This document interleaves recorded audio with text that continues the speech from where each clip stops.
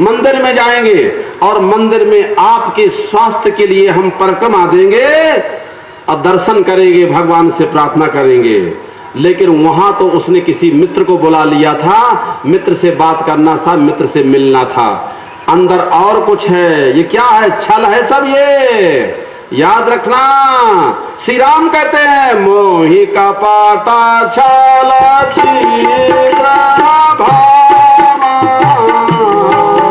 कपट छल छिद्र भामा, जे मुहि सुमरात न मुहि पावा,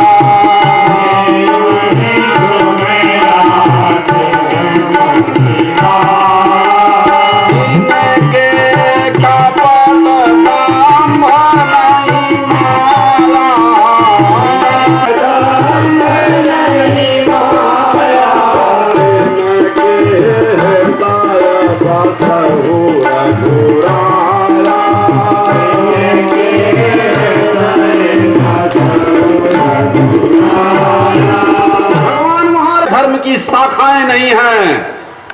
याद रखो, बनखेड़ी ग्राम में आज समापन के अवसर पर एकत्र होने वाले सब नर नारियों को यह सनातन धर्म का संदेश है। क्या है कि अधर्म की शाखाओं को बढ़ाना नहीं है, उनके साथ मित्रता नहीं, धर्म की क्या है, धर्म रूपी वृक्ष को ही बढ़ाना है। सनातन धर्म रूपी वृक्ष का ही आश्रय लेना है। क्या है? याद रखना जरूरी है तुम लोगों को। मित्र से मिलने के लिए वो मंदिर जाना चाहता था, पर लोगों से कहता है कि मैं तुम्हारे स्वास्थ्य की रक्षा के लिए मंदिर प्रार्थना करने जा रहा हूं। बोलो क्या है? प्रार्थना करने जाना, ये तो छल हो गया। बोलो छल हो गया कि नहीं? यदि आप बाहर से प्रणाम करते हैं और अंदर से आदर नहीं है, अंदर अपने को श्रेष्ठ मानते हैं, तो याद रखो, अथवा अपमान करने की चेष्टा करते हैं, तो ध्यान रखना कि आप छल करते हैं। बाहर से तो स्तुति करते हैं, किंतु मन में भीतर प्रशंसा नहीं है, अपितु निंदा है। तो याद रखो, भगवान से, गुरु से, शास्त्र से छल करते हो। भीतर कुछ है, बाहर और कुछ है, यही तो छल है। भगवान कहते हैं मोहि कपटा छल छिद्र भावा, मोहि कपट छल छिद्र भावा, मोहि सुमरात न मोहि पावा।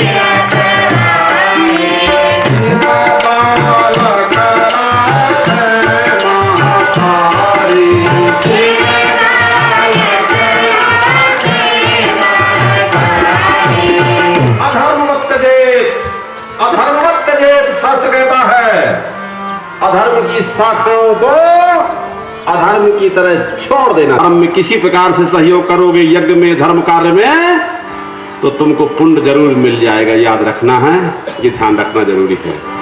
तो अधर्म की शाखाओं को अधर्म के समान छोड़ देना चाहिए। अधर्म की शाखाएं भी तो अधर्म के समान हैं। बोलो, रावण की पत्नी मंदोदरी समझा रही है कि प्रभु छोड़ दीजिए गलत रास्ता, दूसरी की पत्नी का हरण करना सनातन धर्म के अंतर्गत नहीं है, पाप है, अधर्म है और इसकी सजा मृत्यु दंड है, याद रखना है, और सारा वंश नष्ट हो जाएगा इससे।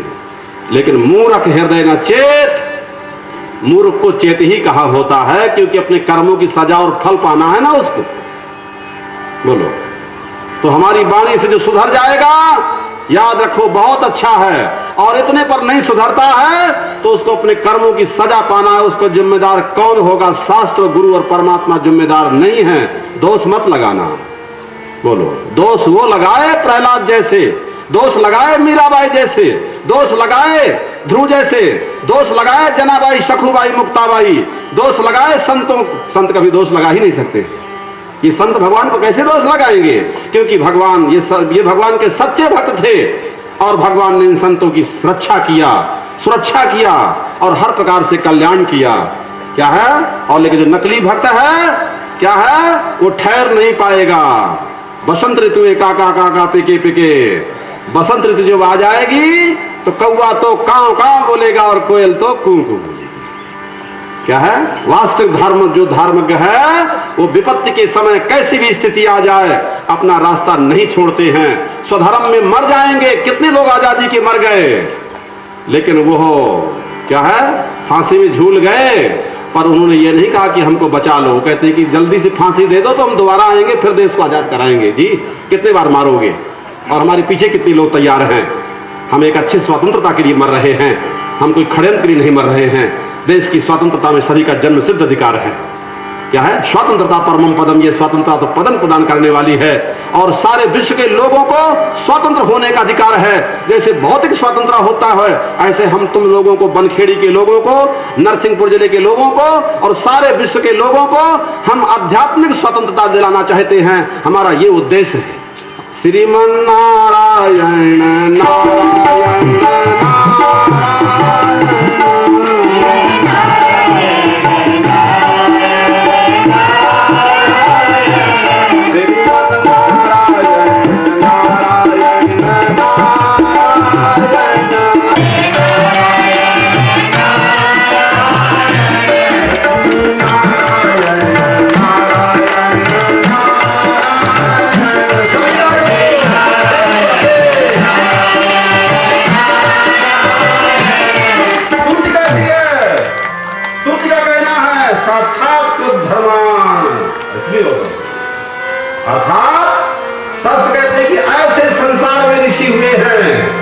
जिन्होंने धर्म का साक्षात्कार किया है। ऐसे ऋषि हुए हैं जिन्होंने धर्म का साक्षात्कार किया है। याद रखना, भारत के किसी संत महात्माओं ने, भारत के अवतारों ने धर्म को बनाया नहीं है। ब्राह्मणों ने धर्म को बनाया नहीं है।